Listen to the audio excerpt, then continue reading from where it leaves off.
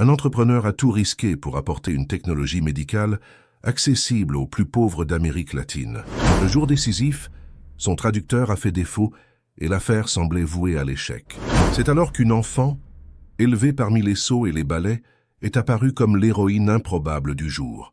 Si cette belle histoire de dépassement et d'amour vous a plu, n'oubliez pas de vous abonner à notre chaîne et dites-nous de quelle ville vous nous regardez en continuant. Le soleil se levait à peine sur la ville de Lyon, déversant sa lumière dorée sur les eaux paisibles de la Saône. Dans son modeste laboratoire du quartier de la Croix-Rousse, Bernard Favreau, 52 ans, contemplait avec une fierté mêlée d'anxiété le petit appareil posé devant lui.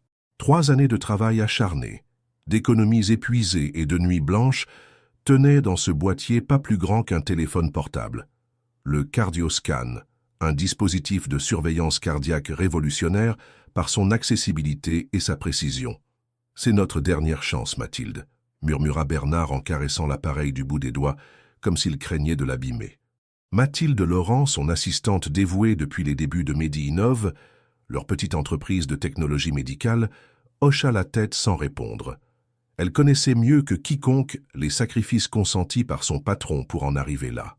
La maison familiale hypothéquée, les économies englouties, les vacances sacrifiées.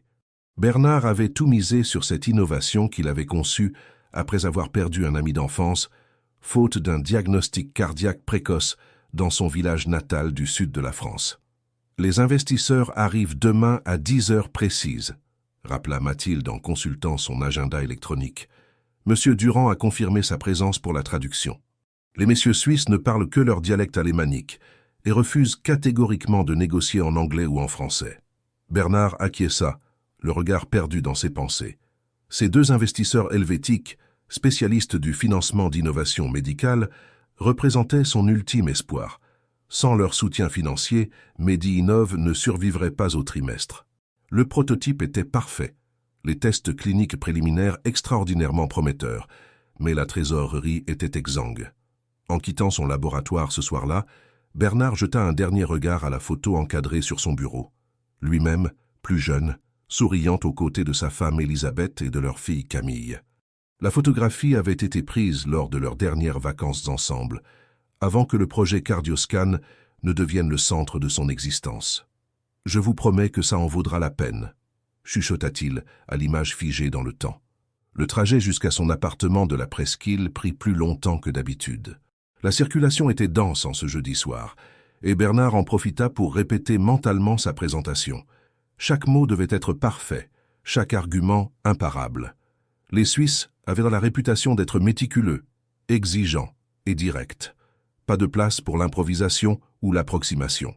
Lorsqu'il franchit enfin le seuil de son appartement, l'odeur familière de la cuisine d'Elisabeth l'accueillit, réchauffant instantanément son cœur épuisé.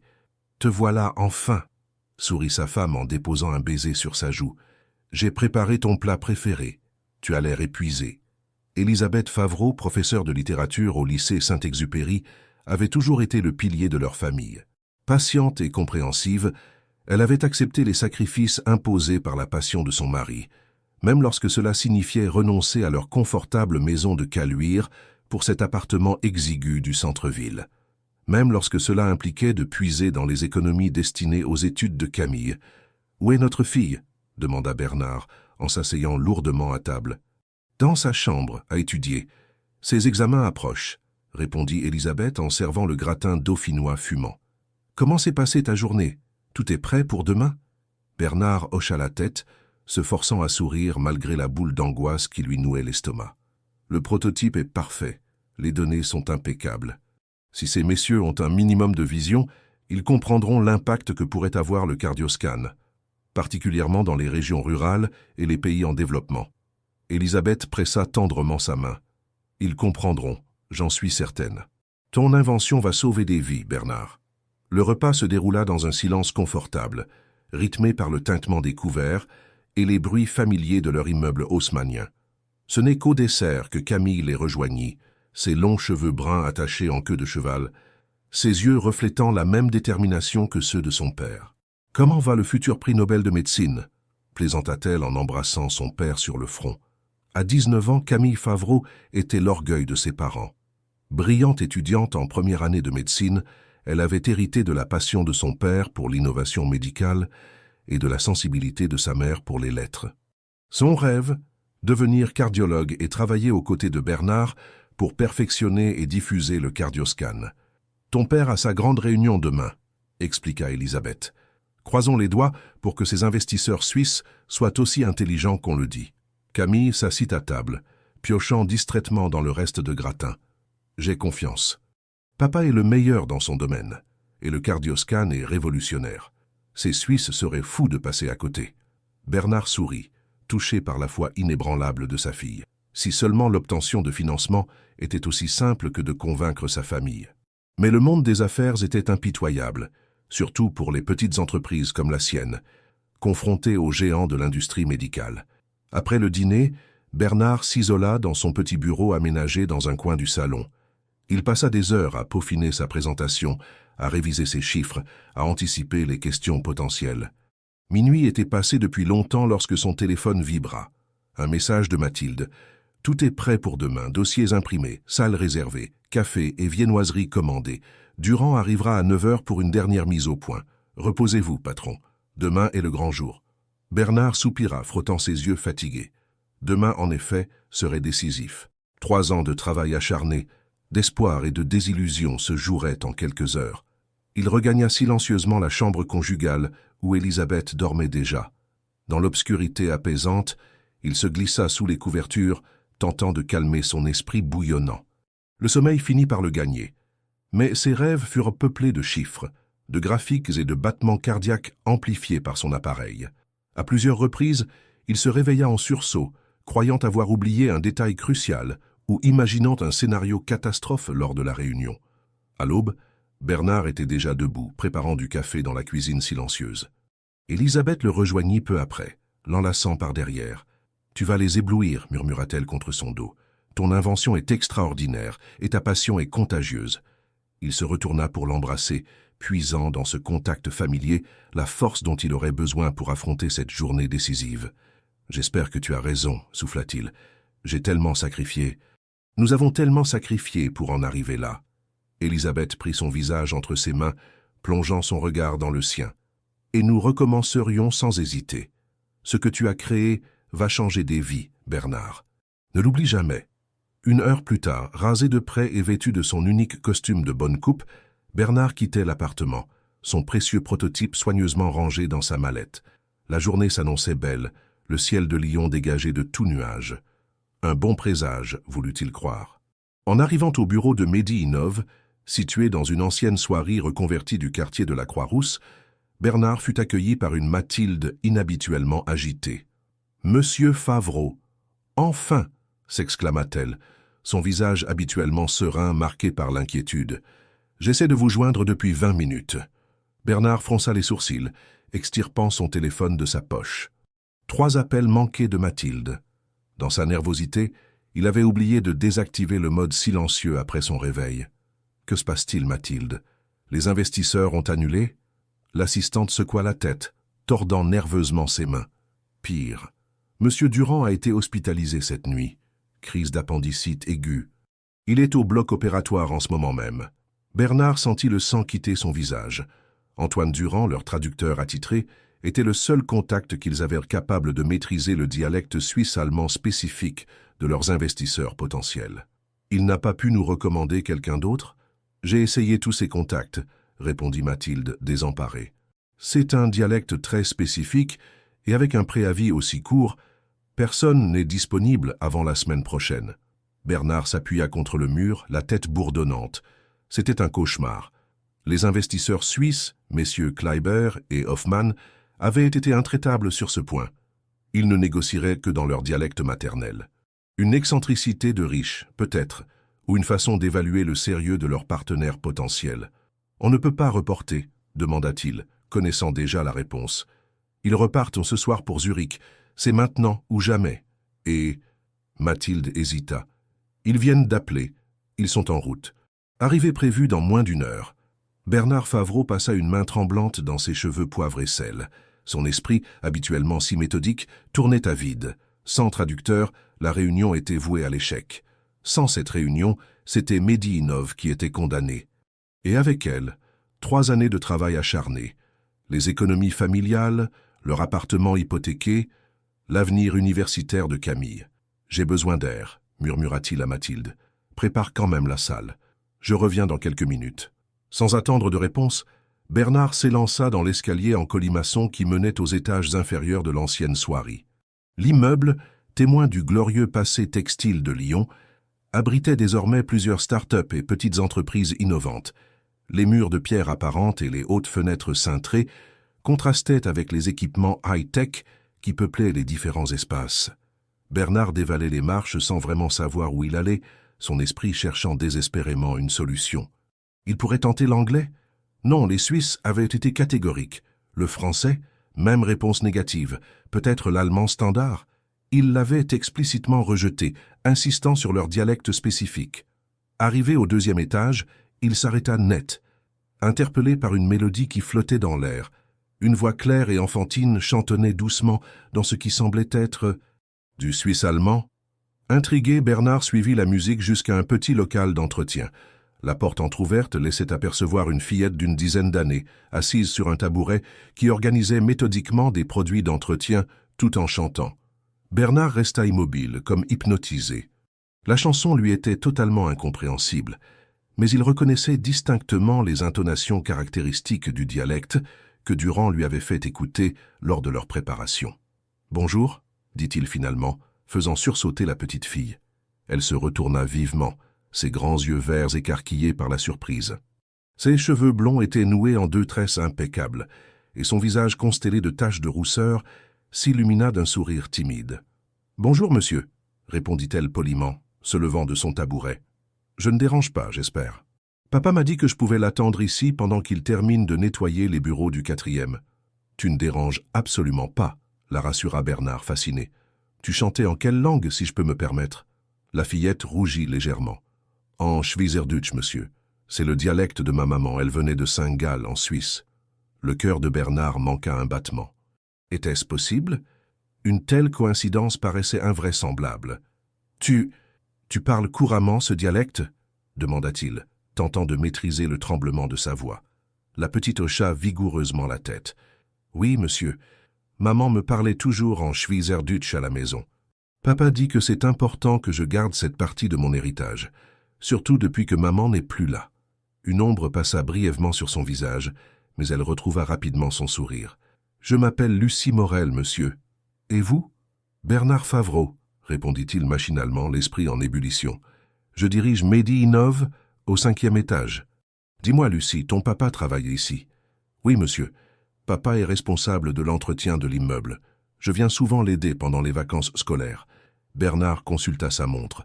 Plus que 40 minutes avant l'arrivée des investisseurs. Ce qu'il s'apprêtait à faire était complètement fou, probablement inapproprié, mais il n'avait plus le choix. « Lucie, j'aurais un immense service à te demander. Pourrais-tu m'accompagner voir ton papa? C'est très important. » La fillette acquiesça, intriguée, et guida Bernard jusqu'au 4e étage où son père, un homme robuste d'une 40aine d'années, passait l'aspirateur dans un open space désert. « Papa !» appela Lucie, attirant l'attention de l'homme qui éteignit immédiatement son appareil. « Qu'est-ce qui se passe, ma puce ?» demanda-t-il, son regard passant de sa fille à Bernard, avec une expression interrogative. « Monsieur Morel, je suis Bernard Favreau de Mehdi Inov », se présenta rapidement Bernard. « Je me trouve dans une situation désespérée, et votre fille pourrait être ma seule chance. » Dans la salle de réunion du 5e étage, Mathilde Laurent finissait de disposer les dossiers de présentation autour de la table ovale. Son visage trahissait son inquiétude. Où était passé Bernard? Les investisseurs arriveraient d'un moment à l'autre, et sans traducteur, cette réunion serait un désastre. La porte s'ouvrit brusquement, révélant un Bernard métamorphosé. L'abattement avait fait place à une énergie nouvelle, presque fébrile. Derrière lui se tenait un homme à l'allure modeste et une petite fille blonde qui observait la pièce avec des yeux curieux. « Mathilde, je te présente Robert et Lucie Morel, » annonça Bernard. « Lucie va nous servir d'interprète aujourd'hui. » L'assistante écarquilla les yeux, stupéfaite. « Pardon, mais c'est une enfant. »« Une enfant qui parle couramment le Schweizerdeutsch, » précisa Bernard. « Sa mère était suisse. Monsieur Morel a gentiment accepté que Lucie nous aide, n'est-ce pas ?» Robert Morel hocha la tête, l'air néanmoins préoccupé, à condition que je reste présent, bien sûr. Et que cela ne dure pas trop longtemps. Lucie devrait être en train de profiter de ses vacances, pas de traduire une réunion d'affaires. Je comprends parfaitement, acquiesça Bernard. La réunion ne devrait pas durer plus de 2 heures, et je vous promets que Lucie sera généreusement récompensée pour son aide. Ce n'est pas une question d'argent, protesta Robert. C'est une question de principe. Lucie n'a que 10 ans. Papa, intervint la fillette, tirant doucement sur la manche de son père. Je veux aider Monsieur Favreau. Ça a l'air important. Et puis, maman disait toujours qu'il faut aider les gens quand on peut, tu te souviens? Le visage de Robert s'adoucit au souvenir de son épouse disparue. Ta mère avait le cœur sur la main, c'est vrai, soupira-t-il. Puis, se tournant vers Bernard, d'accord, mais au premier signe de fatigue ou de difficulté, on arrête tout. Bien sûr, promit Bernard, soulagé. Mathilde, pourrais-tu trouver des boissons et des snacks pour Lucie et son père? Nous avons moins de 30 minutes pour préparer notre jeune interprète. Les 25 minutes qui suivirent furent surréalistes. Assis côte à côte à la table de réunion, Bernard expliquait à Lucie, dans des termes aussi simples que possible, le fonctionnement du cardioscan et les enjeux de la réunion. La fillette, d'une intelligence remarquable, absorbait les informations avec une facilité déconcertante, posant des questions pertinentes qui témoignaient de sa compréhension. Donc, votre appareil permet de détecter les problèmes de cœur avant qu'ils ne deviennent graves, résuma-t-elle. Exactement, confirma Bernard impressionné. Et surtout, il est beaucoup moins cher que les appareils existants, ce qui permettrait aux hôpitaux qui n'ont pas beaucoup d'argent de l'utiliser aussi. Lucie hocha la tête, ses tresses blondes se balançant doucement. Ma maman aurait adoré ça.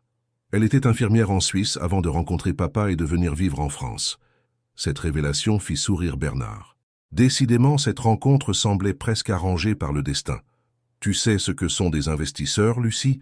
demanda Mathilde, qui avait fini par se laisser convaincre par l'intelligence évidente de la fillette. « Ce sont des personnes qui donnent de l'argent à des entreprises pour qu'elles puissent grandir, » répondit promptement Lucie. « En échange, ils reçoivent une partie des bénéfices plus tard.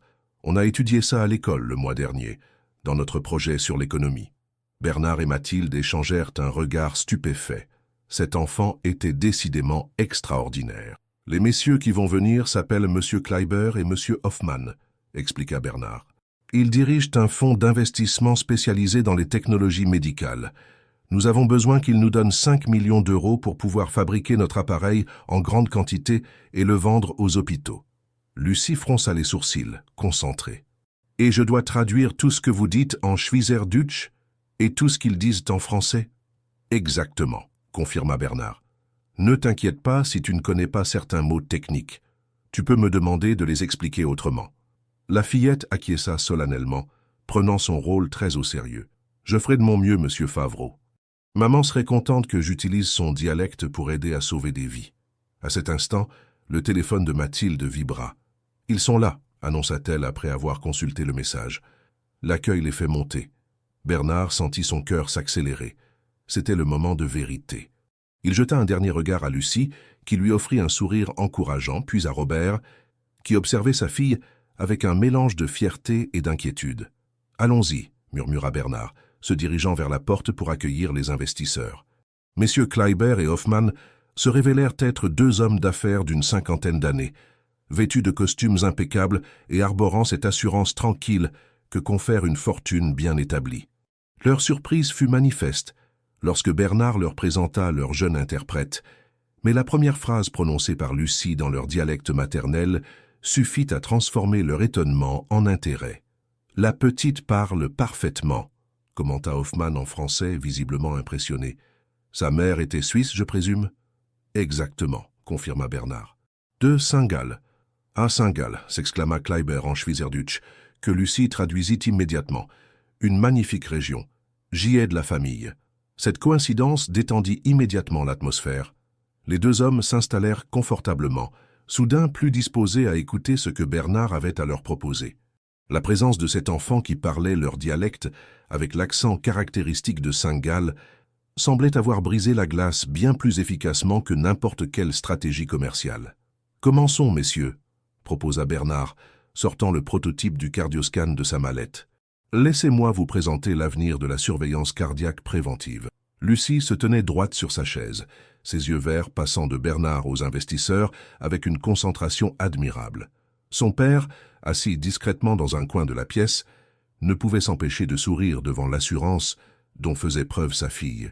La réunion venait de commencer, et déjà Bernard sentait que quelque chose d'extraordinaire était en train de se produire, quelque chose qui dépassait largement le cadre d'une simple négociation commerciale.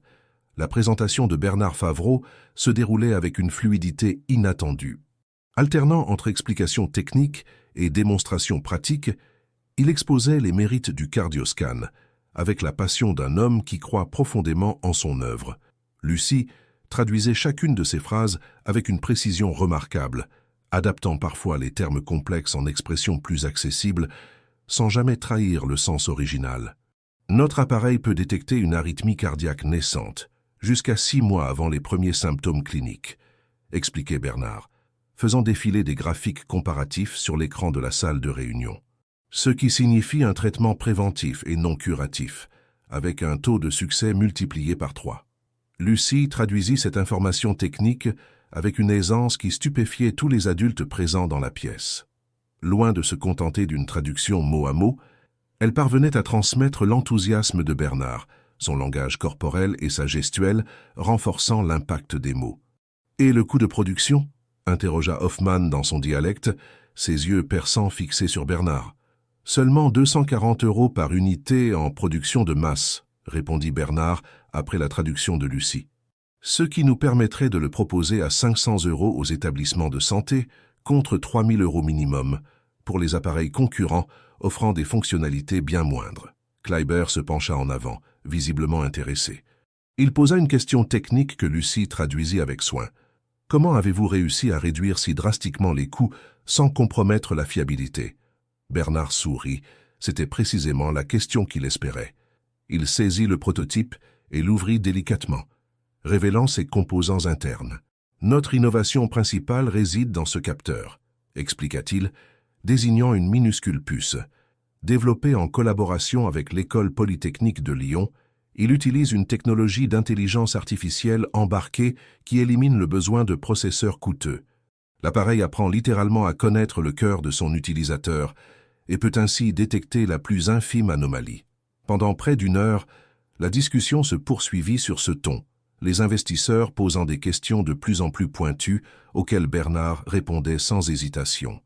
Lucie, loin de montrer des signes de fatigue, semblait s'animer davantage à mesure que la conversation technique s'approfondissait. Son père, observant depuis son coin, ne cachait plus sa fierté, même s'il consultait régulièrement sa montre. « Impressionnant », concéda finalement Hoffman après une démonstration en direct du prototype. « Votre technologie est indéniablement prometteuse, monsieur Favreau. » Kleiber acquiesça, échangeant un regard entendu avec son collègue. « Nous pourrions envisager un investissement, sous certaines conditions, bien sûr. » Bernard sentit son cœur s'emballer. C'était le moment qu'il attendait depuis 3 ans. Tout le travail, tous les sacrifices, toutes les nuits blanches pourraient enfin porter leurs fruits. « Je vous écoute, » dit-il, s'efforçant de maîtriser le tremblement de sa voix. Hoffman sortit alors de sa serviette en cuir un document épais qu'il posa sur la table. « Nous avons préparé une proposition de contrat basée sur les informations préliminaires que vous nous avez communiquées. Elle diffère quelque peu de ce que vous aviez initialement suggéré, mais nous pensons qu'elle représente une approche plus réaliste du marché actuel. » Lucie traduisit ses paroles avec précision, mais Bernard nota une légère hésitation dans sa voix lorsqu'elle prononça le mot « réaliste ». Intrigué, il jeta un coup d'œil à la fillette, dont le front s'était imperceptiblement plissé. « Puis-je examiner ce contrat ?» demanda Bernard, tendant la main vers le document. « Bien sûr, » répondit Kleiber avec un sourire courtois. « Prenez votre temps. Nous comprenons que certaines clauses puissent nécessiter réflexion. » Le contrat était rédigé entièrement en allemand juridique, un langage bien plus complexe que le dialecte conversationnel. Bernard, qui ne comprenait pas un mot d'allemand, se tourna instinctivement vers Lucie. « Pourrais-tu m'aider à comprendre les grandes lignes ?» lui demanda-t-il doucement. La fillette hocha la tête, bien que son expression trahît une certaine appréhension. « Je vais essayer, monsieur Favreau, mais je n'ai jamais lu de contrat avant. » Elle se pencha sur le document, ses yeux parcourant rapidement les paragraphes denses. Au bout de quelques minutes, son visage se ferma progressivement, ses sourcils se fronçant de plus en plus. Quelque chose ne va pas, Lucie, chuchota Bernard, inquiet par ce changement d'attitude. La petite fille leva vers lui des yeux troublés. Je ne comprends pas tout, monsieur Favreau, mais certaines choses me semblent étranges. Bernard sentit une alarme silencieuse se déclencher dans son esprit. Peux-tu m'expliquer ce qui te paraît étrange? Lucie jeta un regard furtif vers les deux investisseurs qui conversaient tranquillement entre eux, puis se pencha pour murmurer à l'oreille de Bernard. Ils ne proposent que 2,5 millions d'euros, pas 5 comme vous aviez demandé, et ils veulent 50% de votre entreprise en échange. Il y a aussi quelque chose à propos d'un délai de 6 mois pour des objectifs de performance, sinon ils prennent tout. Bernard sentit un frisson glacé parcourir son échine. Ce n'était pas un investissement qu'on lui proposait, mais une prise de contrôle hostile à peine déguisée. Si Medinov ne parvenait pas à atteindre des objectifs probablement irréalistes dans un délai aussi court, les investisseurs deviendraient propriétaires de l'ensemble de l'entreprise, y compris du brevet du cardioscan. « Es-tu certaine de ce que tu lis, Lucie ?» demanda-t-il, la voix à peine audible. La fillette hocha gravement la tête. « Oui, monsieur. Et il y a autre chose. » Elle hésita, cherchant ses mots. « Ils disent que si vous ne respectez pas les délais, vous devrez leur rembourser le double de leur investissement. Ça ne me semble pas juste. » Non, ce n'était pas juste. C'était même profondément malhonnête. Ces hommes n'étaient pas venus pour investir dans son innovation, mais pour la lui voler à moindre coût. Bernard sentit la colère monter en lui, mais s'efforça de la contenir. Il ne pouvait pas se permettre de tout gâcher maintenant. « Merci, Lucie, » murmura-t-il, pressant doucement l'épaule de la fillette en signe de gratitude. Puis, s'adressant aux investisseurs avec un sourire forcé, « Ce contrat semble assez complexe. Pourriez-vous m'en résumer les points principaux ?» Hoffman sourit avec une assurance tranquille. « Bien entendu, nous proposons un investissement de 2,5 millions d'euros immédiatement, avec 2,5 millions supplémentaires conditionnés à l'atteinte d'objectifs de vente dans les 6 premiers mois. En échange, nous demandons 50% des parts de Medinov et un siège au conseil d'administration. » Lucie traduisit fidèlement, mais Bernard remarqua qu'elle omettait volontairement de mentionner la clause de remboursement punitive et le transfert total de propriété en cas d'échec. Cet enfant avait compris d'instinct qu'il y avait tromperie, et elle le protégeait. « Je vois, » répondit Bernard, feignant de réfléchir. « Et ces objectifs de vente dont vous parlez, pouvez-vous me les préciser ?» Kleiber balaya la question d'un geste de la main. « Des détails techniques qui figurent dans l'annexe B. Rien d'inaccessible pour un produit aussi prometteur que le vôtre. » Lucie traduisit, puis ajouta de sa propre initiative. « Il n'a pas vraiment répondu à votre question, monsieur Favreau. » Bernard dut réprimer un sourire devant la perspicacité de la fillette. « En effet. Pourriez-vous me montrer cette fameuse annexe B, messieurs ?» Un léger malaise traversa le visage de Hoffman. « Elle n'est pas incluse dans ce document préliminaire. Nous la finaliserons ensemble après la signature du contrat principal. » Mathilde, qui était restée silencieuse jusqu'alors, intervint soudain. « Vous nous demandez donc de signer un contrat qui nous engage à atteindre des objectifs non encore définis. » Hoffman se tourna vers elle avec une expression condescendante. « C'est une pratique courante dans le milieu des investissements, mademoiselle. La confiance mutuelle est le fondement de toute relation d'affaires. » Lucie traduisit ses paroles, puis ajouta dans un murmure à Bernard « Il ment, monsieur Favreau. Ma maman disait toujours qu'on ne signe jamais un papier important sans tout comprendre. » Bernard hocha imperceptiblement la tête. La sagesse de cet enfant le stupéfiait. Une idée commençait à germer dans son esprit. Si ces hommes tentaient de le piéger, peut-être pouvait-il retourner la situation à son avantage. « Avant d'aller plus loin, dit-il avec un calme étudié, j'aimerais vous poser quelques questions sur votre fonds d'investissement. Simple formalité, bien sûr. » Kleiber haussa les épaules. « Faites donc, bien que toutes ces informations figurent dans notre brochure. »« Parfait.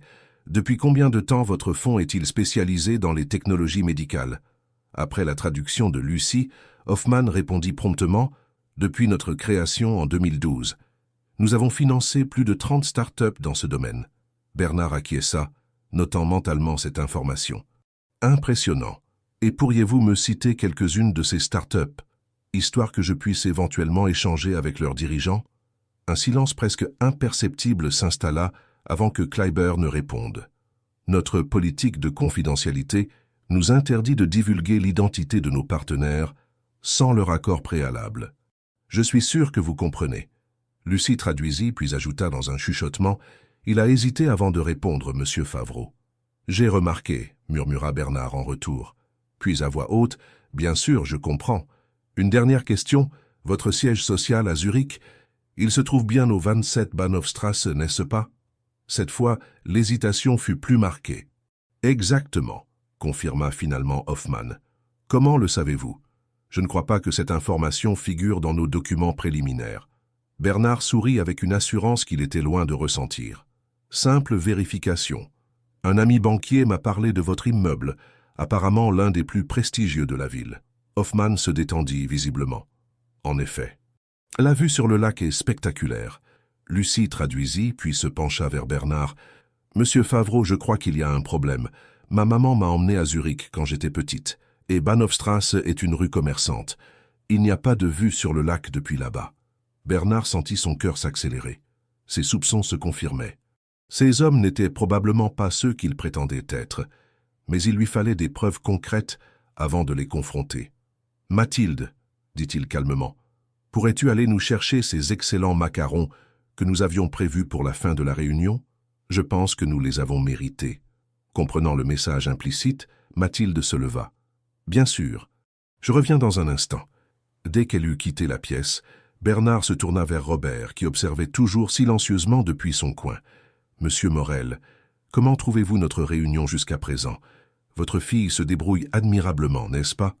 Robert, surpris d'être soudain inclus dans la conversation, acquiesça. « Lucie m'étonnera toujours. Elle a hérité de l'intelligence de sa mère et de son intégrité. »« L'intégrité, » répéta Bernard, fixant les deux investisseurs. « Une qualité rare et précieuse dans le monde des affaires. Ne trouvez-vous pas, messieurs ?» Avant qu'ils ne puissent répondre, la porte s'ouvrit sur Mathilde, dont l'expression grave confirma les craintes de Bernard. « J'ai vérifié les informations que vous m'avez demandées, monsieur Favreau, » annonça-t-elle d'une voix tendue. « Il semblerait qu'il y ait un malentendu. » Bernard se leva lentement, toute trace de sourire ayant disparu de son visage. « Un malentendu, oui. Messieurs, je crois qu'il est temps de mettre carte sur table, ne pensez-vous pas ?» Les deux hommes échangèrent un regard, une tension nouvelle envahissant la pièce. Lucie, sentant le changement d'atmosphère, se rapprocha instinctivement de son père, qui posa une main protectrice sur son épaule. « Je ne comprends pas ce que vous insinuez, » commença Hoffmann, une note défensive dans la voix. « Vraiment ?» répliqua Bernard. « Alors permettez-moi d'être plus clair. Il n'existe aucun immeuble au 27 Bahnhofstrasse à Zurich et encore moins avec vue sur le lac. Votre soi-disant fonds d'investissement n'apparaît dans aucun registre officiel suisse ou européen. Et ce contrat, il désigna le document sur la table, n'est rien d'autre qu'une tentative sophistiquée d'escroquerie. » Un silence de plomb s'abattit sur la salle. Pendant un instant qui sembla s'étirer indéfiniment, personne ne bougea. Puis, sans crier gare, Kleiber se leva brusquement, rassemblant ses documents d'un geste nerveux. « Cette réunion est terminée, » déclara-t-il sèchement. « Nous n'avons pas à supporter ces accusations ridicules. » Hoffmann l'imita, ajustant sa cravate d'un geste qui trahissait sa nervosité. « Vous venez de commettre une grave erreur, monsieur Favreau. Nos avocats prendront contact avec vous. » Ils se dirigèrent vers la porte, mais Robert Morel, comprenant soudain la situation, se plaça devant celle-ci, bloquant efficacement leur sortie. Grand et solidement bâti, l'homme d'entretien imposait le respect par sa simple présence. « Je crois que vous devez des explications à monsieur Favreau, » dit-il calmement mais fermement. « Ma fille a passé 2 heures à traduire pour vous. Le moins que vous puissiez faire est d'être honnête. » Le regard de Hoffmann passa de Robert à Bernard, puis à Mathilde, calculant visiblement ses options. Son assurance habituelle semblait s'être évaporée, remplacée par une tension palpable. À ses côtés, Kleiber avait pâli, sa main serrant convulsivement la poignée de sa mallette. « Ce malentendu est regrettable », articula finalement Hoffmann, tentant de reprendre contenance. « Mais je vous assure que notre offre est parfaitement légitime. »« Vraiment ?» Bernard sortit son téléphone et le brandit devant eux. « Alors comment expliquez-vous que votre photo apparaisse sur une liste d'alerte de l'autorité des marchés financiers ? Liste que Mathilde vient de consulter. » Cette révélation acheva de déstabiliser les deux hommes. Kleiber lança un regard paniqué à son complice, tandis que des gouttes de sueur perlèrent sur son front dégarni. « Je propose que nous nous asseyions tous calmement, » suggéra Bernard d'une voix ferme mais mesurée, « et que vous nous expliquiez exactement qui vous êtes et ce que vous vouliez accomplir ici. » Robert Morel, toujours posté devant la porte, croisa les bras sur sa poitrine, renforçant silencieusement cette invitation. À contre-cœur, les deux hommes regagnèrent leur siège, l'air soudain beaucoup moins imposant que quelques minutes auparavant. Lucie, qui avait observé toute la scène avec des yeux écarquillés, se rapprocha de son père, mais resta attentive. Bernard nota avec admiration que, malgré la tension évidente, la fillette conservait son calme et sa présence d'esprit. « Nous vous écoutons », déclara Bernard, s'asseyant face aux deux imposteurs. Après un long silence, Hoffmann, ou quel que soit son véritable nom, poussa un profond soupir. « Très bien, vous avez raison. Nous ne sommes pas qui nous prétendons être. » Lucie traduisit ces paroles, bien que Bernard eût noté que l'homme avait spontanément basculé en français, abandonnant la mascarade du dialecte suisse-allemand. « Je m'appelle en réalité Laurent Mercier, » continua-t-il. « Et mon collègue est Thomas Dufour. Nous ne sommes pas des investisseurs suisses, mais des consultants financiers français basés à Genève. » « Des consultants » répéta Mathilde avec un rire sans joie. « C'est comme ça qu'on appelle les escrocs maintenant ?» L'homme qui s'était présenté sous le nom de Hoffmann, désormais Laurent Mercier, tressaillit à cette accusation directe. « Nous préférons nous voir comme des opportunistes. Nous identifions des start-up prometteuses, mais financièrement vulnérables, et nous les aidons à se restructurer, en les dépouillant de leurs actifs et de leurs propriétés intellectuelles, » compléta Bernard, la voix tremblante de colère contenue. « Combien d'entrepreneurs avez-vous ainsi aidés à la ruine ?» Les deux hommes échangèrent un regard inconfortable.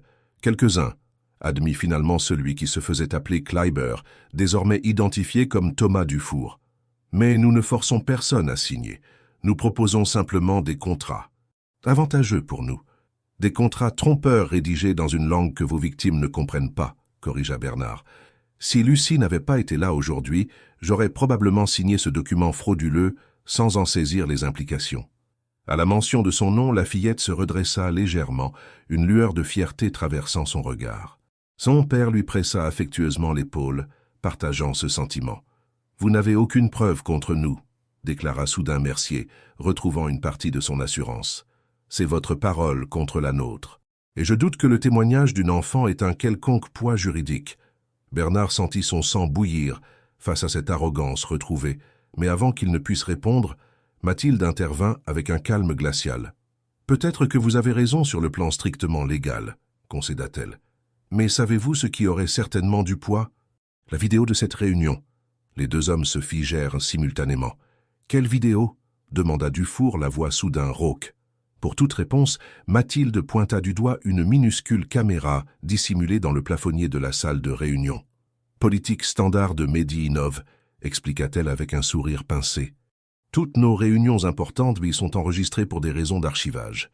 J'ai activé le système juste avant votre arrivée. C'était un mensonge, bien sûr. La caméra existait bel et bien, mais elle n'était pas fonctionnelle. Un vestige d'un système de sécurité obsolète que Bernard n'avait jamais eu les moyens de mettre à jour. Mais les deux escrocs n'avaient aucun moyen de le savoir. « Vous bluffez », tenta Mercier, mais l'incertitude dans sa voix trahissait son inquiétude. « Vraiment ?» Mathilde sortit son téléphone et tapota quelques commandes. « Peut-être aimeriez-vous vérifier par vous-même. Je peux transférer l'enregistrement sur ce téléphone en quelques secondes. » Cette fois, la panique dans les yeux des deux hommes était indéniable. Bernard observait cet échange avec un mélange d'admiration pour l'ingéniosité de son assistante et d'anticipation quant à l'issue de cette confrontation. « Que voulez-vous » demanda finalement Mercier, abandonnant toute prétention. Bernard se pencha en avant, les mains jointes sur la table. « D'abord la vérité complète. Comment fonctionnez-vous? Combien d'entreprises avez-vous escroquées? Et comment avez-vous eu vent de Mehdi Innov ?» Après un moment d'hésitation, Mercier sembla comprendre qu'il n'avait plus d'autre choix que de coopérer. « Nous ciblons des start-up prometteuses, mais en difficulté financière. Notre méthode habituelle consiste à nous présenter comme des investisseurs étrangers, généralement suisses ou luxembourgeois, intéressés par leur technologie. »« Pourquoi des étrangers spécifiquement ?» interrogea Mathilde. « C'est plus difficile à vérifier, » expliqua Dufour avec un haussement d'épaule presque professionnel. « Et ça nous permet d'utiliser la barrière de la langue à notre avantage. Les contrats en allemand ou en néerlandais sont rarement lus en détail par nos interlocuteurs français. » Bernard hocha lentement la tête, comprenant la perfidie de leur système. « Et Mehdi Innov, comment nous avez-vous repérés ?» Votre demande de brevet, répondit Mercier. Nous avons des contacts qui nous alertent lorsque des brevets prometteurs sont déposés par de petites structures potentiellement vulnérables. Votre cardioscan nous a semblé particulièrement intéressant. Un marché potentiel énorme et une technologie facilement revendable à de grands groupes pharmaceutiques. Bernard sentit un frisson le parcourir en réalisant à quel point ils avaient étudié son entreprise, à quel point ils avaient méticuleusement préparé leur piège. « Combien d'entreprises avez-vous ainsi acquises » demanda-t-il, redoutant la réponse. « 7 en 3 ans, admit Dufour, évitant soigneusement son regard, principalement dans le secteur médical et biotechnologique. Un silence pesant s'abattit sur la pièce, tandis que Bernard assimilait cette information. 7 entreprises, 7 innovateurs comme lui, 7 rêves brisés par l'avidité de ces hommes. « Et qu'advient-il de ces entreprises une fois que vous en prenez le contrôle » demanda-t-il finalement. « Nous revendons les brevets et les technologies à des multinationales, » expliqua Mercier. « C'est rentable. Je parie que ça l'est, » murmura Bernard avec amertume. Lucie, qui était restée silencieuse pendant cet échange, prit soudain la parole, s'adressant directement à Mercier dans un français parfait. « Pourquoi faites-vous ça? Vous volez le travail des autres au lieu de créer quelque chose vous-même. Ce n'est pas bien. » La simplicité et la franchise de cette question enfantine semblèrent déstabiliser Mercier plus que toutes les accusations précédentes. Il regarda la fillette avec une expression indéchiffrable, puis détourna les yeux, visiblement mal à l'aise.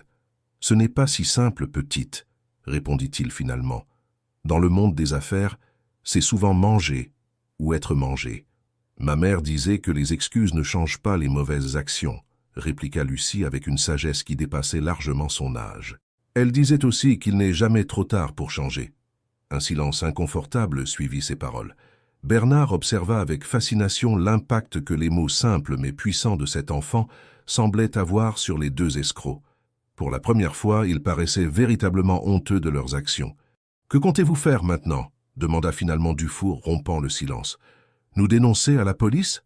Bernard échangea un regard avec Mathilde, puis avec Robert, qui attendait toujours patiemment près de la porte. Il n'avait pas encore décidé de la marche à suivre. D'un côté, ces hommes méritaient certainement d'être punis pour leurs actes. De l'autre, une procédure judiciaire serait longue, coûteuse, et détournerait son attention du développement du cardioscan, sans garantie de résultat. « J'hésite encore, » admit-il franchement. « Mais ce qui est certain, c'est que vous allez devoir réparer une partie du mal que vous avez causé. »« Comment » demanda Mercier, soudain méfiant. « Pour commencer, vous allez me donner la liste complète des entreprises que vous avez escroquées, » exigea Bernard, « avec tous les détails sur les brevets et technologies que vous avez récupérés et à qui vous les avez revendus. » Les deux hommes échangèrent un regard alarmé. « C'est impossible, » protesta Dufour. « Ces informations sont confidentielles et leur divulgation pourrait nous exposer à des poursuites. Pas autant que la fraude caractérisée dont vous vous êtes rendu coupable, » contra Bernard. « C'est ça, ou la police.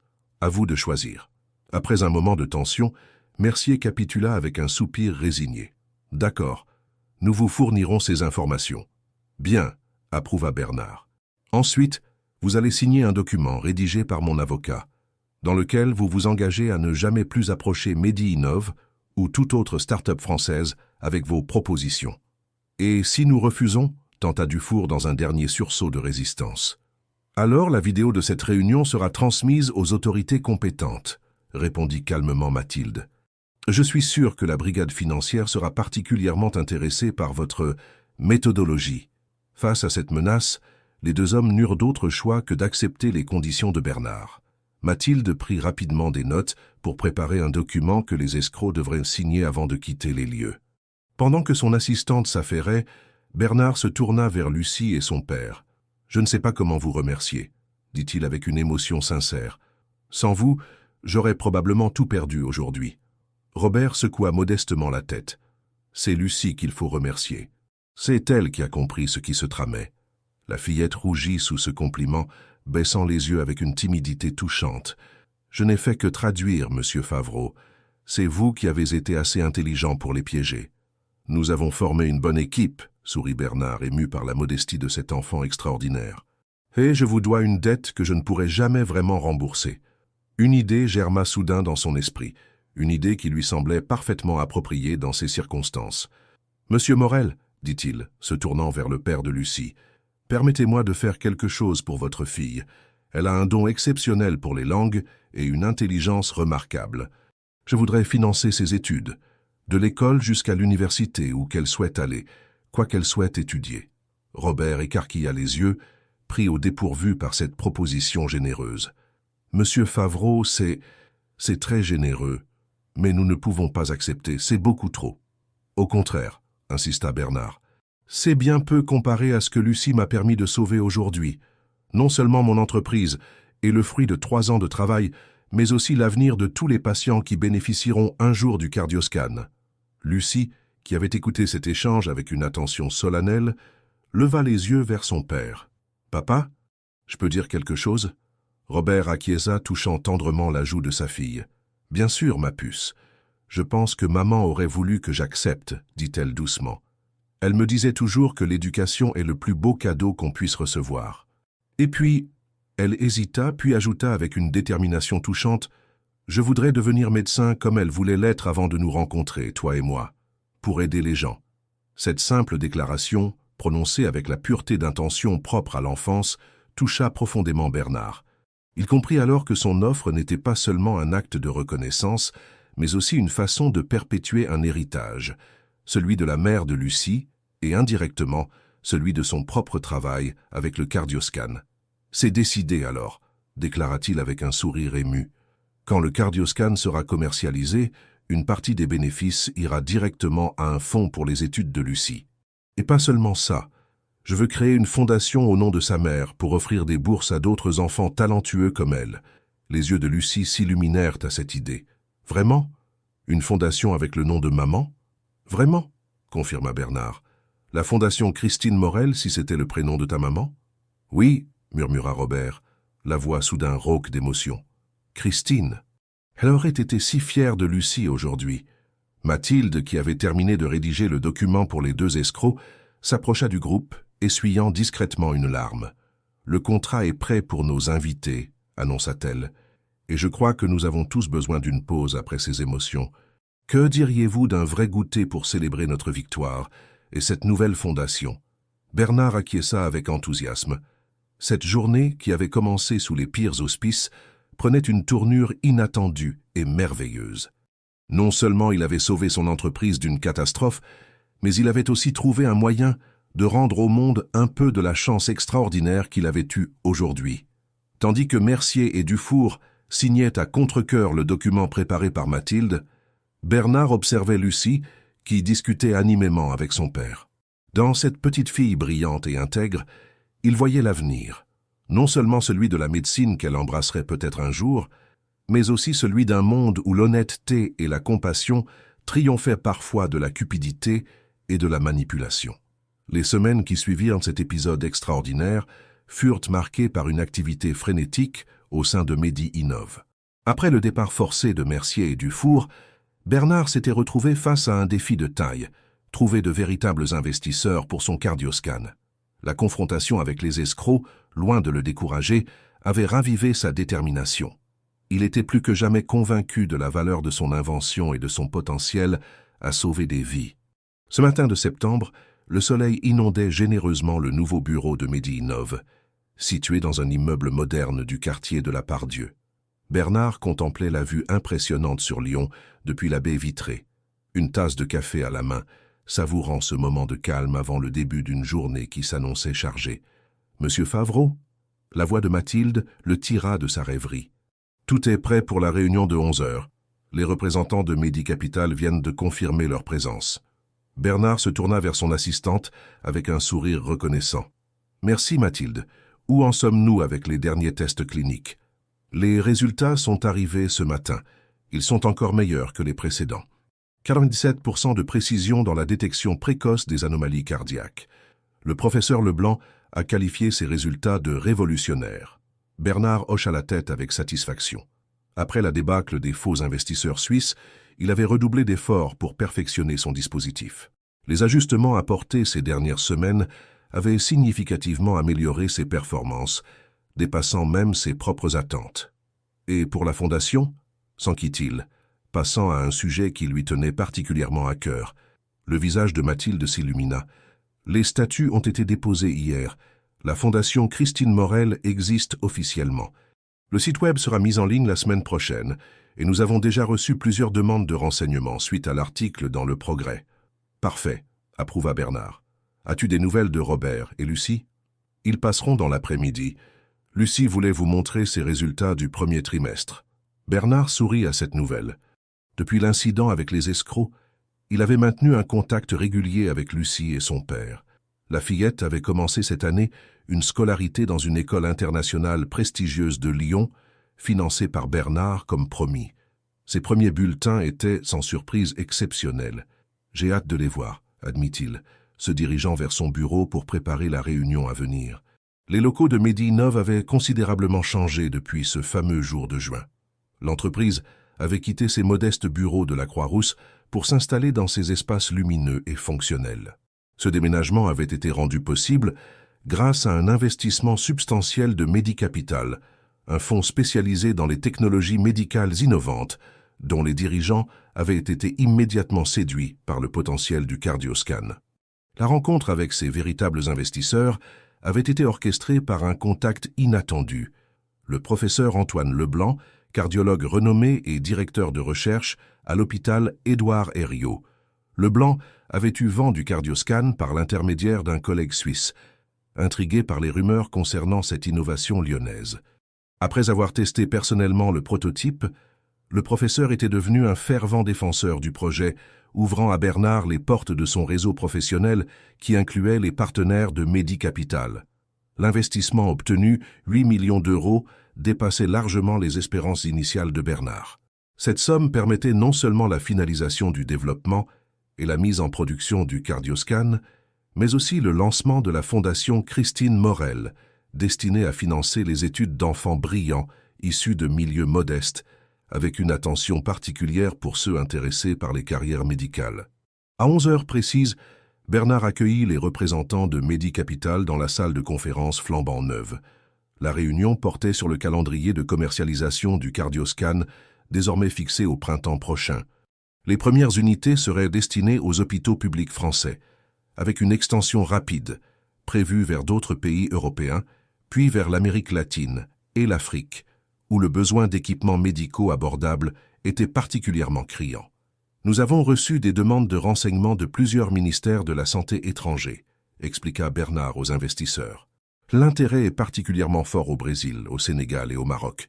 Pas étonnant, commenta Juliette Moreau, la directrice des investissements de Medicapital. Votre appareil répond parfaitement aux besoins des systèmes de santé avec des ressources limitées. La prévention cardiaque à ce prix-là, c'est une révolution pour les pays en développement.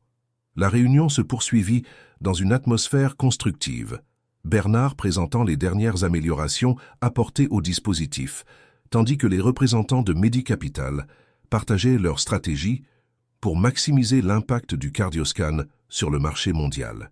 2 heures plus tard, après le départ des investisseurs, Bernard s'accorda une pause déjeuner rapide dans une brasserie voisine. Alors qu'il terminait son café, son téléphone vibra. Un message d'Elisabeth. « N'oublie pas que Lucie et Robert passent à 15 heures. J'ai préparé des macarons pour l'occasion, et rappelle-toi de lui montrer la surprise. » Bernard sourit en lisant ces mots. La surprise en question était un cadeau spécial pour Lucie. Un stéthoscope pédiatrique gravé à son nom, accompagné d'un livre sur l'histoire de la médecine adaptée aux enfants. C'était une façon d'encourager sa passion naissante pour la médecine, une passion que Bernard avait perçue dès leur première rencontre.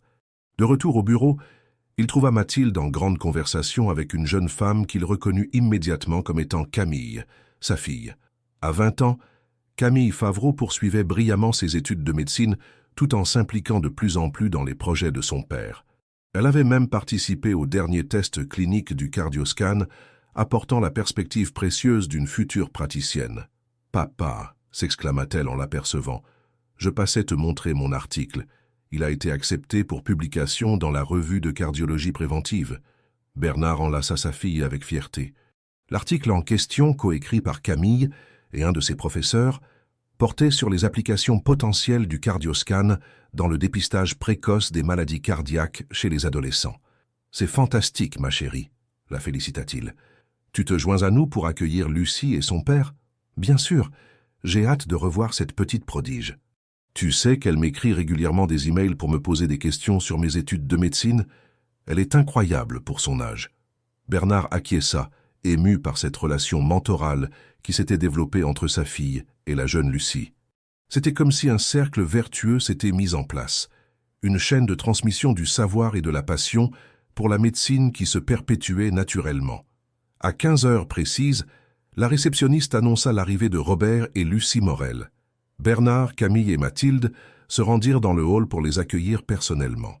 Lucie avait changé en quelques mois. Son uniforme scolaire impeccable et sa nouvelle coupe de cheveux lui donnaient un air plus mature, mais ses yeux pétillaient toujours de la même curiosité intelligente. Quant à Robert, il semblait plus détendu, comme si un poids s'était levé de ses épaules. « Monsieur Favreau !» s'écria Lucie en apercevant Bernard, se précipitant pour l'embrasser. « J'ai eu les meilleures notes de ma classe en sciences, et la maîtresse dit que mon exposé sur le cœur était digne d'un collégien. » « Je n'en doutais pas une seconde, » sourit Bernard, réellement impressionné. « Viens, j'ai quelque chose à te montrer. » Il guida le petit groupe jusqu'à son bureau où Elisabeth les attendait, entourée de pâtisseries et de boissons. Les retrouvailles furent chaleureuses, empreintes de cette complicité particulière qui s'était tissée entre eux depuis l'incident des faux investisseurs. Pendant que les adultes discutaient, Bernard remit discrètement à Lucie le paquet contenant le stéthoscope et le livre. Les yeux de la fillette s'écarquillèrent de surprise et d'émerveillement lorsqu'elle découvrit le contenu. « Un vrai stéthoscope ? Pour moi ?» murmura-t-elle incrédule. « Pour toi » confirma Bernard. « Chaque médecin a besoin de son premier instrument, et celui-ci est spécial. Regarde, ton nom est gravé sur le pavillon. » Lucie caressa doucement l'inscription, puis, dans un élan spontané, enlaça Bernard avec force. « Merci, monsieur Favreau. Je vous promets que je deviendrai la meilleure médecin possible. » « Je n'en doute pas un instant, » répondit-il, ému par la sincérité de cette promesse enfantine. La conversation dériva ensuite vers les projets de la Fondation Christine Morel, dont l'inauguration officielle était prévue pour le mois suivant. Robert, initialement réticent face à ce qu'il percevait comme une charité excessive, s'était progressivement rallié à l'idée, comprenant qu'il s'agissait davantage d'un hommage à sa défunte épouse et d'une opportunité pour d'autres enfants que d'un acte de générosité dirigé uniquement vers sa fille. « Nous avons déjà identifié 5 boursiers potentiels pour la première promotion, » expliqua Bernard. « Des enfants exceptionnels comme Lucie, qui ne manquent que de moyens pour réaliser leur potentiel. Et la Fondation ne se limitera pas au financement des études, » ajouta Elisabeth, qui s'était impliquée activement dans le projet. « Nous organiserons également des programmes de mentorat, des stages d'observation en milieu médical, des cours de soutien. » « C'est exactement ce que Christine aurait voulu, » murmura Robert, visiblement ému. Elle croyait fermement que l'éducation était la clé pour changer le monde. Lucie, qui écoutait attentivement cette conversation, intervint avec sa franchise habituelle. « Maman disait toujours que le savoir n'a de valeur que s'il est partagé. Je suis sûr qu'elle serait très fière de cette fondation. » Un silence respectueux accueillit ces paroles, chacun méditant sur la sagesse simple mais profonde qu'elle contenait. Ce fut Camille qui rompit finalement ce moment solennel, en proposant à Lucie de lui faire visiter les laboratoires où le cardioscan était assemblé et testé. La fillette accepta avec enthousiasme, ravie de cette incursion dans l'univers de la recherche médicale.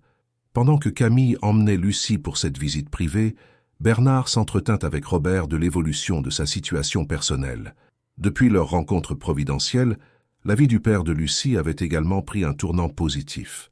Grâce à une recommandation de Bernard, il avait obtenu un poste de responsable logistique dans une clinique privée, un emploi mieux rémunéré et plus valorisant que son précédent travail d'agent d'entretien. « Ce nouveau poste me permet d'être plus présent pour Lucie », expliqua Robert. « Les horaires sont plus réguliers, et je peux l'aider davantage avec ses devoirs, même si, pour être honnête, elle a rarement besoin d'aide. »« Elle est vraiment exceptionnelle », confirma Bernard. « Vous avez fait un travail remarquable en l'élevant seule, surtout après la disparition de votre épouse. » Robert haussa modestement les épaules. « J'ai fait de mon mieux. Christine nous a quittés quand Lucie avait à peine 5 ans, mais elle avait déjà transmis à notre fille son amour du savoir et sa compassion. Parfois, je vois tellement sa mère en elle que ça en est presque troublant. » La conversation fut interrompue par le retour de Camille et Lucie, cette dernière débordant d'enthousiasme après sa visite des laboratoires. « Monsieur Favreau !» s'exclama-t-elle, les yeux brillants d'excitation. « J'ai vu comment on fabrique le cardioscan, c'est incroyable. Et Camille m'a montré comment on peut détecter les problèmes cardiaques sur l'écran. C'est comme lire une histoire, mais une histoire écrite par le cœur. » Bernard sourit devant cette métaphore poétique qui, à bien y réfléchir, résumait parfaitement l'essence de son invention. « Tu as raison, Lucie. Chaque cœur raconte sa propre histoire, et le cardioscan nous aide à la comprendre avant qu'elle ne devienne tragique. Quand je serai médecin, déclara solennellement la fillette, j'utiliserai votre appareil tous les jours pour sauver plein de vies. » Cette déclaration, prononcée avec la conviction inébranlable de l'enfance, toucha profondément Bernard. Dans les yeux de Lucie, il voyait l'avenir de son invention, un avenir où elle continuerait à sauver des vies bien après lui. « J'en suis certain, » répondit-il simplement. La visite se prolongea jusqu'en début de soirée, l'atmosphère devenant de plus en plus détendue et familiale. Elisabeth avait apporté un jeu de société éducatif sur le corps humain, auquel Lucie s'adonna avec passion, démontrant une connaissance de l'anatomie surprenante pour son âge. Lorsque vint le moment des adieux, Bernard sentit une émotion particulière l'étreindre. Ces personnes, entrées dans sa vie par le plus grand des hasards, étaient devenues en quelques mois presque une extension de sa propre famille. Le destin, parfois, empruntait des chemins étonnamment tortueux pour conduire exactement là où l'on devait être. « On se voit à l'inauguration de la fondation, n'est-ce pas ?» demanda-t-il à Robert et Lucie, alors qu'ils se préparaient à partir. « Nous ne la manquerions pour rien au monde, » assura Robert. Lucie a déjà choisi sa tenue pour l'occasion. « Une robe bleue, comme maman aimait porter, » précisa la fillette, avec un sourire teinté de mélancolie. Elle disait que le bleu est la couleur de l'espoir. Bernard acquiesça, touché par cette attention symbolique. « Le bleu sera donc la couleur officielle de la Fondation Christine Morel, » décida-t-il spontanément, « pour que l'espoir guide toujours nos actions. » Cette décision improvisée fut accueillie par des sourires approbateurs de tous les présents. Parfois, les décisions les plus significatives étaient celles prises avec le cœur, sans calcul ni planification excessive. Après le départ de leurs invités, Bernard se retrouva seul dans son bureau, contemplant à nouveau la vue sur Lyon qui s'illuminait progressivement à mesure que le soleil déclinait. Une sensation de plénitude l'envahit, celle d'un homme qui, après avoir traversé la tempête, trouve enfin un port sûr. Son téléphone vibra, affichant un message de Mathilde. « N'oubliez pas la conférence de presse de demain matin, 9h30, Hôtel de Ville. Le maire a confirmé sa présence. » Bernard sourit. Demain marquerait une nouvelle étape dans l'aventure du cardioscan. L'annonce officielle de son déploiement dans tous les hôpitaux publics de la région Auvergne-Rhône-Alpes, une première en France qui, il l'espérait, ferait rapidement des émules dans d'autres régions, puis dans d'autres pays. 6 mois s'étaient écoulés depuis l'inauguration de la Fondation Christine Morel. Le printemps habillait Lyon de ses couleurs tendres, transformant les berges du Rhône et de la Saône en promenades bucoliques où flânaient les habitants profitant des premiers rayons véritablement chauds de l'année. Dans l'amphithéâtre Charles Mérieux de l'université Claude Bernard, l'atmosphère était électrique. Les gradins étaient combles, occupés par un public hétéroclite, professionnels de santé en blouses immaculées, étudiants en médecine attentifs, journalistes spécialisés, représentants de l'industrie médicale et délégations étrangères venues des 4 coins du monde. Au premier rang, Elisabeth, Camille, Mathilde, Robert et Lucie attendaient avec une impatience non dissimulée le début de la conférence.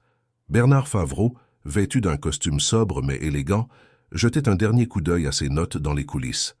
Ce jour marquait l'aboutissement d'un parcours semé d'embûches, mais aussi le début d'une nouvelle aventure, la présentation officielle des résultats de la première étude clinique à grande échelle sur le cardioscan.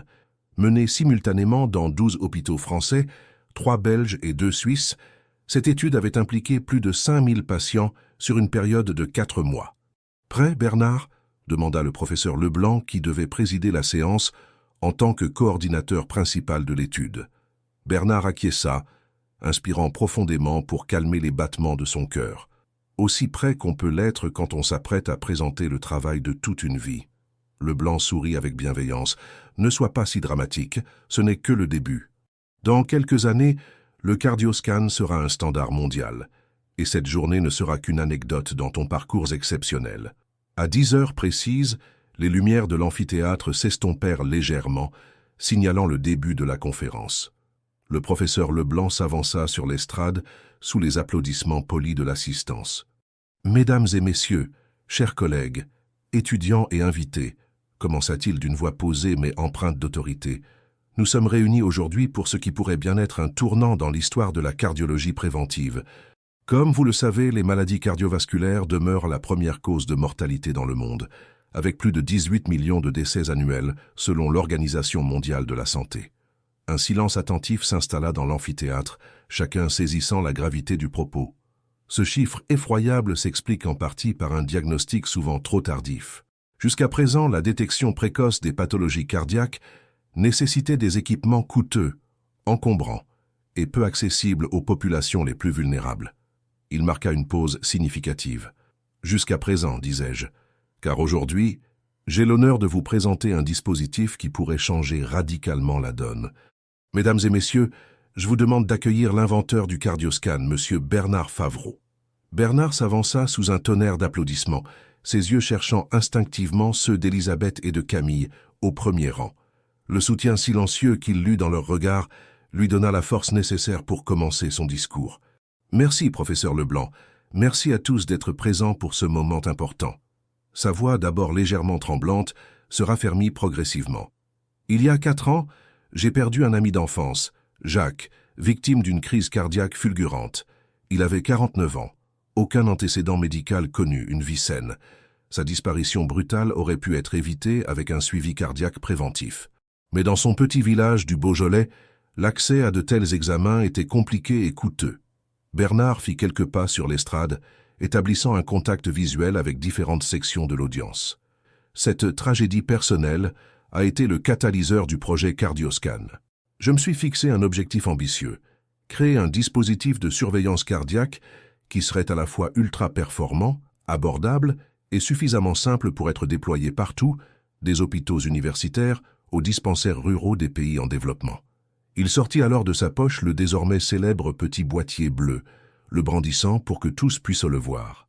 Le voici, compact comme un téléphone portable, simple d'utilisation comme un thermomètre, mais capable de détecter des anomalies cardiaques jusqu'à 8 mois avant l'apparition des premiers symptômes cliniques.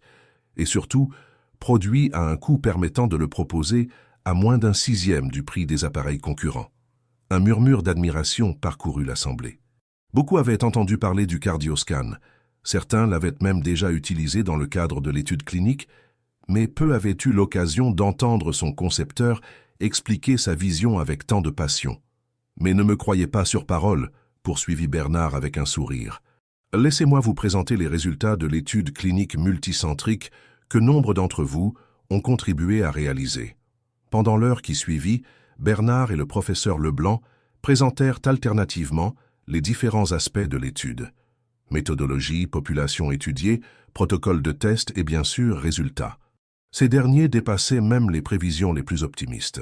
98,7% de sensibilité dans la détection des anomalies cardiaques, 99,2% de spécificité et surtout un délai moyen de détection de 7,3 mois avant l'apparition des symptômes cliniques traditionnels.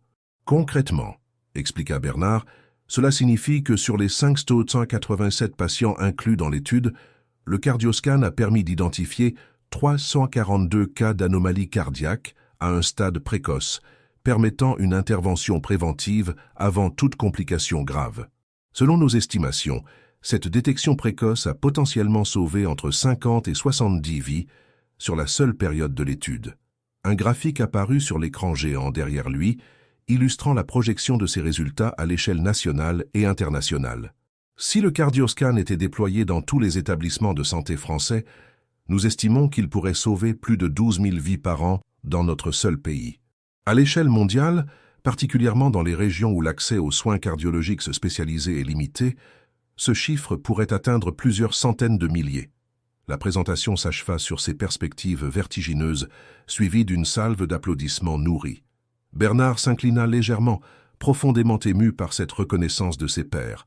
S'ensuivit une session de questions-réponses animée, durant laquelle Bernard et le professeur Leblanc répondirent avec précision aux interrogations des médecins, chercheurs et journalistes présents. Les questions portaient tant sur les aspects techniques du dispositif que sur sa mise en œuvre pratique, son coût réel pour les systèmes de santé ou encore son déploiement prévu à l'international. Une dernière question, annonça le modérateur désignant une femme au fond de la salle. Sofia Martinez, de l'Organisation panaméricaine de la santé, se présenta-t-elle. Monsieur Favreau, votre innovation est indéniablement révolutionnaire.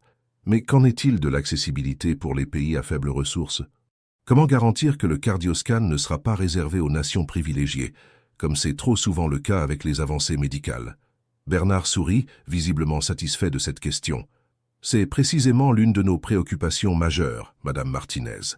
Dès la conception du cardioscan, nous avons intégré cette dimension éthique à notre modèle économique. Ainsi, MediInnov a mis en place un système de tarification différencié selon l'indice de développement humain des pays. De plus, la Fondation Christine Morel, que nous avons créée parallèlement à notre entreprise, financera directement la distribution de milliers d'appareils dans les régions les plus défavorisées. Il fit une pause, cherchant du regard Lucie et son père au premier rang. Cette fondation, nommée en l'honneur d'une femme extraordinaire qui croyait fermement à l'égalité d'accès aux soins, incarne notre engagement à ce que le cardioscan soit un outil de santé publique mondiale et non un privilège réservé à quelques-uns. La réponse suscita une nouvelle vague d'applaudissements, clôturant parfaitement la session formelle de la conférence. Alors que l'assistance commençait à se disperser pour le cocktail prévu dans le hall adjacent, Bernard fut rapidement entouré de collègues, journalistes et représentants institutionnels, tous désireux d'échanger quelques mots avec lui. Parmi eux, un homme d'une soixantaine d'années, au costume impeccable et à l'allure distinguée, attendait patiemment son tour. « Monsieur Favreau, dit-il finalement lorsqu'il put approcher Bernard, « permettez-moi de me présenter. François Delorme, conseiller spécial du président pour les questions de santé publique. » Bernard serra la main tendue, intrigué par cette présence inattendue. « Enchanté, monsieur Delorme. Je ne savais pas que l'Élysée s'intéressait à notre modeste conférence. L'Élysée s'intéresse à tout ce qui peut améliorer significativement la santé des Français, répondit Delorme avec un sourire. Et votre cardioscan semble correspondre parfaitement à cette définition. Le président souhaiterait vous rencontrer personnellement la semaine prochaine, si votre agenda le permet. Bernard écarquilla les yeux, pris au dépourvu par cette proposition. Le président, me rencontrer? Bien sûr, ce serait un honneur. Excellent. Mon assistante prendra contact avec vous pour les détails logistiques. Il s'agirait d'évoquer un possible déploiement national du cardioscan dans le cadre du nouveau plan santé-cœur. Alors que Delorme s'éloignait après avoir échangé quelques coordonnées, Bernard fut rejoint par sa famille et ses proches collaborateurs, tous impatients de le féliciter pour sa brillante présentation. « Tu as été formidable, papa !» s'exclama Camille en l'embrassant. « J'ai vu plusieurs de mes professeurs prendre frénétiquement des notes pendant ton exposé, et j'ai repéré au moins 3 délégations étrangères qui semblaient particulièrement intéressées, » ajouta Mathilde. « Les représentants brésiliens m'ont déjà demandé un rendez-vous privé pour demain. » Elisabeth se contenta de serrer silencieusement la main de son mari, mais son regard débordant de fierté en disait plus long que n'importe quel discours. « Monsieur Favreau !» La voix claire de Lucie perça le brouhaha ambiant. « Vous avez parlé comme un vrai docteur. » C'était impressionnant. Bernard s'accroupit pour se mettre à la hauteur de la fillette. « Merci, Lucie, mais tu sais quoi? Dans quelques années, ce sera ton tour de monter sur cette estrade pour présenter tes propres découvertes médicales. »« Vous croyez vraiment ?» demanda-t-elle, les yeux brillants d'espoir. « J'en suis certain, » affirma Bernard. « Tu as déjà l'intelligence et la compassion nécessaires. Le reste viendra avec l'éducation et l'expérience. » Lucie se redressa fièrement, comme investie d'une mission sacrée. « Alors je travaillerai très dur pour être à la hauteur. » Robert, qui observait cet échange avec émotion, posa une main reconnaissante sur l'épaule de Bernard. « Merci pour tout ce que vous faites pour elle. Christine serait tellement fière de voir sa fille ainsi encouragée et soutenue. » Bernard hocha simplement la tête, trop ému pour répondre. Ce moment de communion silencieuse fut interrompu par l'arrivée du professeur Leblanc, accompagné d'un homme à l'allure austère que Bernard reconnut immédiatement, le directeur de l'Agence nationale de sécurité du médicament. « Bernard, permets-moi de te présenter officiellement le professeur Moreau, » annonça Leblanc. « Il souhaiterait te parler d'une procédure accélérée d'homologation pour le cardioscan au niveau européen. » La conversation qui s'ensuivit fut intense et technique, portant sur les aspects réglementaires et administratifs nécessaires pour obtenir rapidement toutes les certifications requises. Bernard écoutait attentivement, conscient que chaque jour gagné dans ce processus signifiait potentiellement des vies sauvées. Le cocktail se prolongea bien au-delà de l'horaire prévu, les discussions se poursuivant avec enthousiasme entre différents groupes dispersés dans le grand hall de l'université. Bernard circulait d'un cercle à l'autre, répondant aux questions, établissant des contacts, expliquant inlassablement sa vision d'une cardiologie préventive accessible à tous. Ce n'est qu'en fin d'après-midi, alors que la plupart des invités s'étaient déjà retirés, que Bernard put enfin s'accorder un moment de répit. Il s'isola dans un coin tranquille du jardin de l'université, contemplant le coucher de soleil qui embrasait la silhouette de la basilique de Fourvière au loin. « Te voilà enfin seul », dit doucement Élisabeth en le rejoignant. « Comment te sens-tu après cette journée mémorable ?» Bernard réfléchit un instant avant de répondre, étrangement serein, comme si toutes ces années de travail, de doute, de sacrifice trouvaient soudain leur justification, mais aussi impatient de la suite, des vies que nous allons pouvoir améliorer, des projets qui se dessinent. Élisabeth glissa sa main dans celle de son mari. « Je suis si fier de toi, Bernard. Tu as transformé une tragédie personnelle en une révolution médicale qui va bénéficier à des millions de personnes. Nous l'avons fait ensemble, corrigea-t-il. Sans ton soutien, rien de tout cela n'aurait été possible. Et sans la rencontre providentielle avec Lucie, il laissa sa phrase en suspens, méditant sur l'extraordinaire concours de circonstances qui avait mené à ce jour de triomphe. Le destin avait parfois d'étranges façons de tisser ses fils, transformant un désastre imminent, la réunion avec les faux investisseurs, en une opportunité inespérée, grâce à l'intervention miraculeuse d'une enfant. « À propos de Lucie, » reprit Élisabeth, « as-tu vu comme elle te regardait pendant ta présentation? Cette petite t'admire tellement.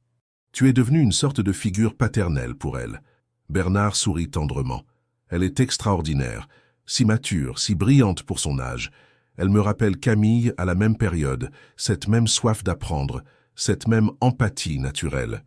Elle fera une médecin remarquable, prédit Élisabeth. Grâce à toi, elle aura toutes les chances de réaliser son potentiel. » Ils restèrent ainsi un moment, main dans la main, savourant la douceur du crépuscule lyonnais. Le téléphone de Bernard vibra soudain, affichant un message de Mathilde. « Urgent. L'ambassadeur du Sénégal souhaite vous rencontrer demain à 9 h pour discuter d'un déploiement national du cardioscan dans son pays. »« Disponible ?» Bernard montra le message à sa femme avec un sourire fatigué mais heureux. « Et c'est reparti. Le voyage ne fait que commencer. » Élisabeth serra sa main plus fort. « Et je serai à tes côtés à chaque étape, comme toujours. » Ils rejoignirent ensemble le petit groupe qui les attendait à la sortie de l'université. Camille, Mathilde, Robert et Lucie. Ensemble, ils se dirigèrent vers un restaurant du Vieux-Lyon où une table avait été réservée pour célébrer cette journée historique en comité restreint, loin des projecteurs et des obligations professionnelles. Tandis qu'ils cheminaient le long des quais de Saône, Bernard ne put s'empêcher de penser au chemin parcouru depuis ce jour fatidique où, désespéré par l'absence de traducteur, il avait croisé par hasard une petite fille qui chantonnait en suisse allemand. Cette rencontre improbable avait non seulement sauvé son entreprise et son invention, mais avait également donné naissance à la Fondation Christine Morel, étendant ainsi l'impact du cardioscan bien au-delà de ce qu'il aurait pu imaginer initialement. « À quoi penses-tu » demanda Camille, remarquant l'expression pensive de son père. « Aux étranges détours que prend parfois la vie » répondit-il simplement, et à la façon dont les épreuves peuvent se transformer en bénédiction lorsqu'on y fait face avec intégrité et ouverture d'esprit. Lucie, qui marchait juste devant eux, se retourna à ces mots. « Ma maman disait toujours que les difficultés sont des opportunités déguisées, dit-elle avec cette sagesse déconcertante qui la caractérisait. Comme quand je vous ai aidé avec les méchants messieurs et que ça a donné naissance à la fondation qui porte son nom. » Bernard acquiesça, touché par cette remarque qui résumait parfaitement son propre cheminement. « Ta maman était une femme très sage, Lucie, et son héritage, à travers toi et à travers la fondation, continuera d'éclairer bien des vies. » Ils arrivèrent finalement au restaurant, un établissement traditionnel niché dans une traboule typique du Vieux-Lyon. La soirée qui suivit fut emplie de rires, de projets d'avenir et de souvenirs partagés.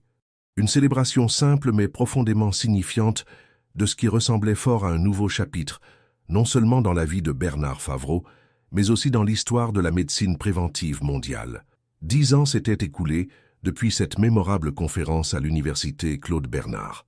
10 années durant lesquelles le cardioscan était devenu un nom familier dans le monde médical, un outil standard présent dans des milliers d'établissements de santé à travers le globe. 10 années qui avaient transformé Bernard Favreau, l'entrepreneur au bord de la faillite, en une figure respectée de l'innovation médicale internationale. En ce lumineux matin de juin, Bernard contemplait la Saône depuis la terrasse de la nouvelle maison de la Fondation Christine Morel, un élégant bâtiment contemporain situé sur les hauteurs de la Croix-Rousse. Autour de lui s'affairaient les derniers préparatifs pour la cérémonie qui débuterait dans quelques heures, le 10e anniversaire de la Fondation, couplé à la remise des diplômes de sa première promotion complète d'étudiants en médecine. « Bernard, te voilà !» appela Elisabeth en le rejoignant sur la terrasse. À 62 ans, elle conservait cette élégance naturelle et cette douceur qui l'avait toujours caractérisée. Les journalistes commencent à arriver, et j'ai reçu un message de Camille. Elle sera légèrement en retard, une urgence de dernière minute à l'hôpital. Bernard sourit avec indulgence. Sa fille, désormais cardiologue réputée et directrice adjointe du service de cardiologie préventive de l'hôpital Édouard Herriot, était perpétuellement débordée, jonglant entre ses responsabilités cliniques, ses recherches et son engagement auprès de la Fondation. « Aucun problème, répondit-il. Et Lucie, des nouvelles ? Elle est déjà là, informa Elisabeth. Dans l'auditorium, en train de vérifier une dernière fois sa présentation avec Mathilde. Bernard acquiesça, une bouffée de fierté lui réchauffant la poitrine. Lucie Morel, la petite fille qui avait sauvé son entreprise par un extraordinaire concours de circonstances, était aujourd'hui une brillante jeune femme de 20 ans, en passe de devenir l'une des plus jeunes internes en cardiologie de France. Son parcours exemplaire incarnait parfaitement la mission de la Fondation. Permettre à des talents exceptionnels issus de milieux modestes d'accéder au plus haut niveau d'éducation médicale. « Je vais aller la voir », décida-t-il, déposant un baiser léger sur la joue de sa femme. « Tu peux accueillir les premiers invités ?» Elisabeth acquiesça et Bernard traversa les couloirs lumineux de la maison de la Fondation, saluant au passage les membres du personnel qui s'affairaient aux derniers préparatifs. Les murs étaient ornés de photographies retraçant l'histoire de la Fondation. L'inauguration officielle, en présence du maire de Lyon, les premières bourses remises à 5 étudiants prometteurs, l'ouverture de la première annexe au Sénégal, la visite du président de la République. Arrivé à l'auditorium, Bernard s'arrêta sur le seuil, observant discrètement la scène qui se déroulait devant lui. Sur la scène, Lucie, vêtue d'un tailleur bleu élégant, la couleur emblématique de la Fondation, répétait son discours avec une assurance tranquille. Ses cheveux blonds, autrefois noués en tresses enfantines, étaient désormais coupés en un carré structuré qui soulignait la maturité de son visage. Mais ses yeux verts avaient conservé cette étincelle d'intelligence vive et cette bienveillance qui l'avait toujours caractérisé. C'est ainsi que la Fondation Christine Morel a non seulement financé mes études, mais m'a également offert un mentorat inestimable qui a façonné ma vision de la médecine, déclarait-elle, sa voix claire résonnant dans la salle vide. Une médecine humaniste, accessible à tous, où l'innovation technologique sert l'égalité d'accès aux soins plutôt que de creuser les inégalités existantes. Mathilde, désormais directrice exécutive de la Fondation, hochait la tête avec approbation. À 45 ans, l'ancienne assistante de Bernard avait évolué pour devenir l'une des figures clés de l'organisation, gérant avec efficacité son développement international. « Parfait, Lucie », commenta-t-elle. « Ton témoignage est exactement ce dont nous avons besoin pour clôturer cette cérémonie. Personnel, inspirant et parfaitement aligné avec notre mission. » Bernard choisit ce moment pour signaler sa présence, s'avançant dans l'allée centrale. « Je ne peux qu'approuver, » dit-il avec un sourire chaleureux. « Bonjour, mesdemoiselles. »« Bernard !» Lucie descendit rapidement de l'estrade pour venir à sa rencontre, l'embrassant affectueusement. « Comment vous sentez-vous à quelques heures de cette grande célébration ?» Ému, admit-il franchement. Voir la Fondation atteindre ses 10 ans avec des résultats qui dépassent toutes nos espérances, c'est comme un rêve devenu réalité. Et quels résultats! En une décennie, la Fondation Christine Morel avait financé les études médicales complètes de plus de 300 étudiants talentueux à travers le monde. Elle avait également établi des partenariats avec 28 facultés de médecine sur 5 continents, créé un programme d'échange international pour les jeunes chercheurs et lancé une initiative spéciale pour former des médecins ruraux dans les régions les plus isolées. Tout cela grâce à vous, souligna Lucie comme si elle lisait dans ses pensées. Sans votre générosité initiale, rien de tout cela n'existerait. Bernard secoua doucement la tête. Sans ta perspicacité ce jour-là, ma chère Lucie, c'est Mehdi Innov qui n'existerait plus. Le cardioscan aurait été volé par ces escrocs, et il n'y aurait jamais eu de fondation. C'est à toi que revient le mérite de cette aventure extraordinaire. Mathilde intervint avec un sourire. Je crois que nous pouvons convenir que c'est une réussite collective. D'ailleurs, Bernard, il faudrait que nous finalisions le protocole pour la cérémonie. Le ministre de la Santé vient d'arriver, et il souhaiterait s'entretenir avec toi avant le début officiel. Bernard acquiesça, et après avoir promis à Lucie de la retrouver avant le commencement des festivités, suivit Mathilde vers le salon de réception où les dignitaires étaient accueillis. La matinée s'écoula rapidement entre rencontres protocolaires, interviews et derniers ajustements logistiques. À midi précis, les portes de l'auditorium s'ouvrirent pour accueillir les quelques 300 invités.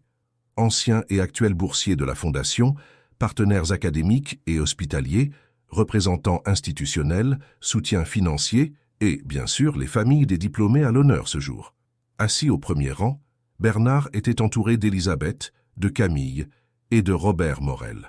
Ce dernier, désormais directeur logistique d'une importante clinique privée, arborait un costume impeccable et une expression de fierté paternelle qui illuminait son visage. À 55 ans, il avait conservé sa stature imposante, bien que ses tempes grisonnantes trahissent le passage du temps. « Nerveux ?» lui demanda discrètement Bernard, alors que les lumières commençaient à s'atténuer. « Comme jamais », admit Robert avec un sourire ému. « Voir ma petite fille devenir officiellement médecin. Christine aurait été tellement fière. » Bernard pressa brièvement l'épaule de son ami. Au fil des années, leur famille s'était rapprochée au point de partager régulièrement vacances et célébrations. Robert était devenu bien plus qu'un simple bénéficiaire de la Fondation, un véritable ami, un confident avec qui Bernard partageait désormais une histoire commune. La cérémonie débuta par un discours solennel du président de l'Université de médecine de Lyon, suivi d'une intervention du ministre de la Santé qui salua le modèle exemplaire de partenariat public-privé pour l'équité dans l'accès à l'éducation médicale que représentait la Fondation. Puis vint le moment tant attendu, la remise des diplômes aux 27 jeunes médecins formés grâce au soutien de la Fondation. Un à un, ils montèrent sur scène pour recevoir leurs diplômes et prononcer quelques mots de remerciement. Leurs origines étaient diverses, France, Sénégal, Brésil, Maroc, Vietnam, mais tous partageaient cette même reconnaissance envers l'institution qui leur avait permis de réaliser leurs rêves. Lorsque vint le tour de Lucie, un silence particulier s'installa dans l'auditorium. Tous connaissaient son histoire, devenue presque légendaire au sein de la Fondation. La petite fille qui, par sa maîtrise du suisse-allemand et sa perspicacité extraordinaire, avait démasqué des escrocs et sauvé l'invention qui financerait plus tard ses propres études. Docteur Lucie Morel, annonça solennellement le doyen de la faculté de médecine. Bernard sentit sa gorge se nouer d'émotion en voyant la jeune femme s'avancer avec grâce pour recevoir son diplôme. À côté de lui, Robert essuyait discrètement une larme. « Merci », commença Lucie, sa voix légèrement tremblante mais déterminée. « Il y a 10 ans, un concours de circonstances extraordinaires a mis sur ma route un homme exceptionnel, Bernard Favreau, qui allait changer ma vie à jamais. » Elle marqua une pause, cherchant Bernard du regard dans l'assistance. J'avais 10 ans, et je venais simplement d'aider à traduire une conversation d'affaires. Je ne pouvais pas imaginer que ce jour marquerait le début d'une aventure qui me mènerait jusqu'ici, devant vous, diplôme de médecine en main. L'émotion était palpable dans l'auditorium, de nombreux yeux s'humidifiant au fil du récit de Lucie. Ma mère, Christine Morel, était infirmière en Suisse avant de rencontrer mon père et de s'installer en France. Elle rêvait de devenir médecin, mais les circonstances de la vie l'en ont empêché. Aujourd'hui, grâce à la fondation qui porte son nom, je réalise non seulement mon rêve, mais aussi le sien. Elle leva son diplôme avec une fierté mêlée d'humilité. Ce diplôme n'est pas seulement le mien. Il appartient aussi à tous ceux qui ont cru en moi. Mon père qui m'a élevé seul avec tant d'amour après le départ de ma mère. Bernard et Elisabeth Favreau, qui m'ont offert bien plus qu'une bourse d'études, une seconde famille, Camille, qui a été mon mentor et mon modèle, et tous les membres de la Fondation qui œuvrent quotidiennement pour que des histoires comme la mienne se multiplient. Elle conclut son discours par un engagement solennel. Aujourd'hui, je deviens officiellement médecin. Mais ce titre ne représente pas un aboutissement, seulement le début d'une mission que je compte poursuivre avec la même passion qui anime la Fondation Christine Morel. Mettre l'innovation médicale au service des plus vulnérables et veiller à ce que chaque battement de cœur compte, où qu'il se produise sur notre planète. Les applaudissements qui suivirent furent assourdissants, l'assemblée entière se levant pour une standing ovation. Bernard, profondément ému, échangea un regard avec Elisabeth qui serrait sa main avec force. Ce moment cristallisait tout ce pourquoi ils avaient travaillé ces 10 dernières années. La cérémonie se poursuivit avec la présentation des nouveaux projets de la Fondation, notamment l'ouverture prochaine d'un centre de formation en Inde et le lancement d'un programme spécial de recherche sur les maladies cardiovasculaires spécifiques aux régions tropicales. Puis vint le moment pour Bernard de monter sur scène pour le discours de clôture. Debout face à l'auditoire attentif, il prit quelques secondes pour rassembler ses pensées, contemplant le chemin parcouru depuis ce jour fatidique où un traducteur malade avait failli ruiner son entreprise. « Cher ami, commença-t-il, il y a 10 ans, confronté à une situation désespérée, j'ai eu l'extraordinaire fortune de croiser le chemin d'une petite fille exceptionnelle qui parlait par hasard le dialecte dont j'avais cruellement besoin ce jour-là. » Il sourit en direction de Lucie, qui lui rendit son sourire depuis le premier rang. « Ce que j'ai d'abord pris pour un simple coup de chance s'est révélé être bien plus. Une leçon profonde sur la façon dont les rencontres inattendues peuvent transformer nos vies et élargir notre vision du monde. Lucie n'a pas seulement sauvé mon entreprise ce jour-là, elle m'a rappelé pourquoi j'avais créé le cardioscan en premier lieu, pour que des vies ne soient plus perdues, faute d'accès à des technologies médicales essentielles. » Bernard parcourut l'assemblée du regard, reconnaissant de nombreux visages familiers. Collaborateurs de la première heure, boursiers des promotions successives, partenaires internationaux qui avaient rejoint l'aventure au fil des ans. La Fondation Christine Morel est née de cette prise de conscience. En 10 ans, elle est devenue bien plus qu'un simple programme de bourse d'études. Elle incarne une vision de la médecine, où l'innovation technologique et l'humanisme ne sont pas opposés mais complémentaires, où l'excellence académique sert l'équité sociale plutôt que de la contredire. Il marqua une pause, laissant ces mots résonner dans la salle silencieuse. Aujourd'hui, nous célébrons non seulement 10 années d'existence, mais aussi notre première promotion complète de médecins formés grâce à la Fondation, 27 jeunes femmes et hommes exceptionnels qui incarnent l'avenir que nous voulons construire. Un avenir où la médecine de pointe est accessible à tous, où les talents ne sont pas gaspillés faute de moyens, où chaque battement de cœur compte, quelle que soit sa provenance géographique ou sociale. Bernard sortit alors de sa poche un petit objet qui scintilla sous les projecteurs, la toute dernière version du cardioscan, encore plus compacte et performante que l'original. Cet appareil a sauvé des dizaines de milliers de vies à travers le monde. Mais ce n'est pas lui, le véritable héritage dont je suis le plus fier. Ce sont les médecins que nous avons formés, les chercheurs que nous avons soutenus, les patients qu'ils soigneront tout au long de leur carrière. C'est cette chaîne humaine de compassion et d'excellence qui constitue le véritable battement de cœur de notre fondation. Il se tourna vers l'écran géant derrière lui, où apparut soudain une carte du monde parsemée de points bleus, chacun représentant un lieu où la Fondation avait établi une présence, école de médecine partenaire, centre de formation, cliniques équipées de cardioscan. En 10 ans, nous avons étendu notre présence sur 5 continents. Nos boursiers pratiquent aujourd'hui la médecine dans 23 pays différents. Nos programmes de recherche ont contribué à des avancées significatives dans la compréhension et le traitement des maladies cardiovasculaires. Mais notre mission ne fait que commencer. Bernard dévoila alors le nouveau projet phare de la Fondation, CardioPulse, une initiative ambitieuse visant à équiper 1000 dispensaires ruraux à travers le monde avec des cardioscans de dernière génération et à former le personnel local à leur utilisation. Avec CardioPulse, nous espérons atteindre des populations qui n'ont jamais eu accès à des diagnostics cardiaques préventifs. Nos projections suggèrent que cette seule initiative pourrait sauver jusqu'à 50 000 vies dans les 5 prochaines années. L'annonce fut accueillie par des applaudissements nourris, particulièrement de la part des représentants des pays concernés par le projet. Mais au-delà des chiffres et des projets, reprit Bernard lorsque le calme revint, je voudrais conclure par une réflexion plus personnelle. Il y a 10 ans, j'ai appris une leçon précieuse d'une enfant de 10 ans.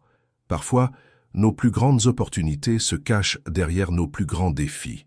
Ce jour-là, confronté à ce qui semblait être un désastre professionnel, j'ai découvert une vérité qui a guidé toutes mes actions depuis. La vraie innovation n'est pas seulement technologique, elle est aussi profondément humaine. Il invita alors Lucie à le rejoindre sur scène, ainsi que Robert, Elisabeth, Camille et Mathilde. Ensemble, ils formaient le noyau fondateur de cette aventure extraordinaire, chacun y ayant contribué à sa manière. La Fondation Christine Morel n'aurait jamais existé sans la rencontre providentielle avec cette jeune fille exceptionnelle, déclara Bernard en posant une main affectueuse sur l'épaule de Lucie. Elle incarne parfaitement notre mission, identifier des talents extraordinaires et leur donner les moyens de réaliser leur potentiel au service des autres. Se tournant vers Lucie, il ajouta avec émotion « Aujourd'hui, Dr Morel, c'est à votre tour de porter cet héritage. La Fondation est fière de vous annoncer votre nomination comme directrice de notre nouveau programme international de mentorat médical qui portera votre nom. Initiative Lucie Morel pour la relève médicale mondiale. » Cette annonce surprise provoqua une nouvelle vague d'applaudissements, Lucie elle-même semblant stupéfaite par cette reconnaissance inattendue. « Je ne sais pas quoi dire, balbutia-t-elle, visiblement émue. C'est un honneur immense et j'espère en être digne. Tu l'es déjà, affirma Bernard avec conviction. Ton parcours est l'incarnation même de notre mission. La cérémonie s'acheva sur cette note émouvante, suivie d'un cocktail dans les jardins de la maison de la Fondation. L'atmosphère y était festive, mais également empreinte d'une certaine solennité, chacun mesurant l'importance du chemin parcouru et des défis encore à relever. Plus tard dans la soirée, alors que la plupart des invités s'étaient déjà retirés, Bernard se retrouva sur la terrasse en compagnie de Lucie. Le soleil couchant baignait Lyon d'une lumière dorée, soulignant la beauté intemporelle de cette ville qui les avait vus évoluer tous les deux. « Alors, docteur Morel, dit Bernard avec un sourire taquin, comment se sent-on quand on a son propre programme international à 20 ans à peine ?» Lucie rit doucement, secouant la tête avec cette modestie qui la caractérisait toujours. Intimidée, reconnaissante et déterminée à être à la hauteur de cette confiance. Elle contempla un instant l'horizon avant d'ajouter « Vous savez, parfois je me demande ce qui serait arrivé si mon père et moi n'avions pas été dans cet immeuble ce jour-là. Si je n'avais pas à chantonner en Schweizerdeutsch au moment précis où vous passiez dans le couloir, le destin a de ses mystères, réfléchit Bernard. Mais je préfère y voir une forme de justice poétique. Ton intervention ce jour-là a sauvé une technologie destinée à sauver des vies. Il est juste que cette même technologie ait ensuite contribué à façonner ton avenir. » Lucie acquiesça pensivement. « Ma mère disait souvent que dans la vie, rien n'arrive par hasard, que chaque rencontre a un sens, même si on ne le comprend pas immédiatement. Ta mère était une femme sage, observa Bernard, et son esprit vit à travers toi et à travers chaque action de la Fondation qui porte son nom. » Ils restèrent silencieux un moment, savourant la tranquillité du soir et la satisfaction d'une journée qui marquait l'aboutissement d'une décennie de travail acharné. Au loin, les lumières de Lyon commençaient à scintiller, comme autant de promesses pour l'avenir. « Que nous réservent les 10 prochaines années, à votre avis ?» demanda finalement Lucie. Bernard sourit, son regard embrassant l'horizon avec une sérénité confiante. De nouveaux défis, certainement, de nouvelles innovations, sans doute. Mais surtout, j'espère, de nouvelles rencontres extraordinaires qui continueront à nous rappeler pourquoi nous faisons tout cela. Parce que chaque vie compte, chaque battement de cœur mérite d'être préservé, et chaque talent caché mérite d'avoir sa chance. Lucie leva son verre dans un toast silencieux à cette vision que Bernard partagea avec émotion. Dans ce moment de communion tranquille, tous deux savaient que leur histoire commune, née d'une coïncidence miraculeuse 10 ans plus tôt, continuerait à inspirer et à transformer des vies bien au-delà de leurs propres existences. Car tel était l'héritage véritable du Cardioscan et de la Fondation Christine Morel.